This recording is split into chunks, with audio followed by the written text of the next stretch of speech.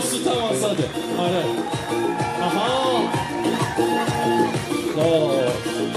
اینطور که من فهمیدم یه جمع خیلی صمیمی داریم، مجلس هم خیلی خودمونیه، درسته؟ بله ماشاءالله دوستانم اول برنامه دیدم هنرنمایی‌های قشنگی داشتن و واقعا لذت بردیم. حالا که جمع صمیمی و خودمونی هستیم ما هم خودمونی برنامه رو پیش میبریم. آهنگ سنتی بخونیم یا پاپ؟ پاپ. خب ماشاءالله یکی میگه صنعتی. خب ببین همیشه یه اختلافی وجود داره، کارش هم نمیشه. این باز یه مقدار توافق وجود داشت. آهنگ غمگین بخونیم یا شاد؟ شاد. ماشاءالله باز ببین یکی دلش پره میگه غمگین، همه میگن شاد. آره آقا آهنگ مجاز بخونیم یا غیر مجاز؟ بیا من میگم خودمونیه، تنها چیزی که یعنی توافق وجود داشت همین غیر مجازه. اینجوری که نمیشه. شما میگید من میخونم، شما میزنید میکوبید، شما میرید منو میبرن. حالا بچه ها میدونن اوکیه. خب بچه ها گفتن سند میذاریم. این دوستمون که محاسن بلندی داره فرزندش هم هست. نه پشتی. آره خودت. آره این فکر کنم به یه جایی وصله، درسته؟ خب آره اگه فرزندشونه کنار دستشون. آره آها گفتم چون میگن مردایی که خوب میخندن و شادن دو حالت داره، یا مجردن یا دوتا زن دارن. حالا دومی بعدش هم نمیاد. خب اشکالی نداره. دوست عزیزمون گفتن که آهنگ شاده، پاپ، غیر مجاز.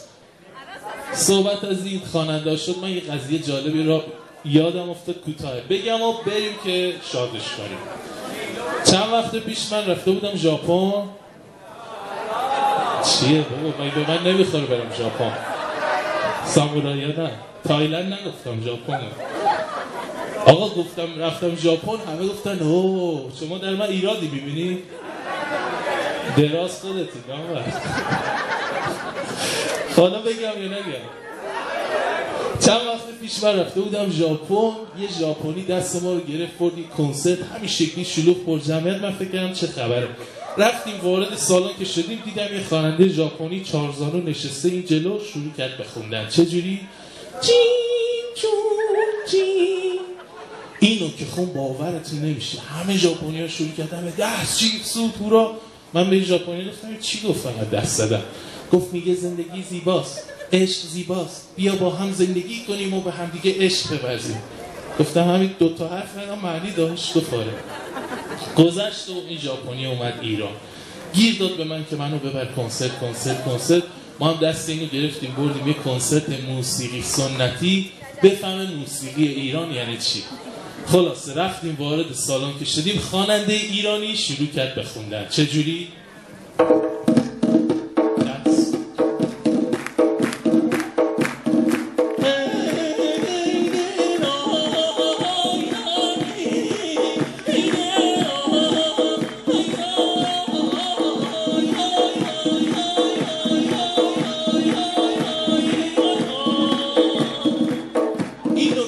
باورتون نمیشه. همه ایرانی ها شروع کردن دستشی سوتورا. ژاپنی گفت این چی گفت؟ اینا دست دادم. گفتم هنوز چی نگفته داداش. مردم ایران اصولا شادن، دست زدن خیلی خوب بلند. صدای دستای با انرژی بیاد بالا. تو رفتی ولی فکر تو سر من همیشه نبوده. تن و قلبم و ترسون نگویم که جداشیم که من خسته ترینم. پریشون شده بودم تا وقتی تو رو دیدم. من پسندیدم تصویر رو دلم را ازم شاد شدم. از همه غافل شدم رو تو حواسم. عاشق به یه چاره که دستم نمیداره که پاس خیلی میشینه ولی کیه که ببینه. بابا یه دستی جیغی سوتی. آها ماشاءالله شما